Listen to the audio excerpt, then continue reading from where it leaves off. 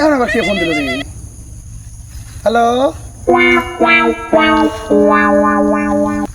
হ্যাঁ দাঁড়ান আমি আব্বারে দেই।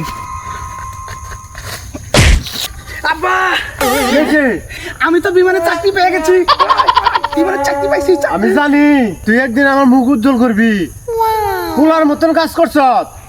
এই নাও সারা তোমার সাথে কথা বলবো।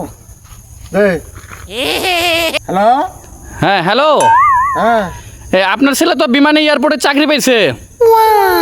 যোগ্য লোকের একটা চাকরি দিচ্ছেন, জি, এটা ওরই প্রাপ্য। আমার ছেলের দিয়ে আপনি থালি বাসন মানজাবেন, জীবন পরিষ্কার করাবেন, টয়লেট সাফ করাবেন। আর আমার ছেলের টয়লেট পরিষ্কার করা সারা। আরে আপনি এসব কি বলতেছেন? আপনার ছেলে তো পাইলটের চাকরি পাইছে। আপনি তো রং নাম্বারে ফোন দিচ্ছেন, এটা তো আমার ছেলের চাকরি পাওয়ার যোগ্য না।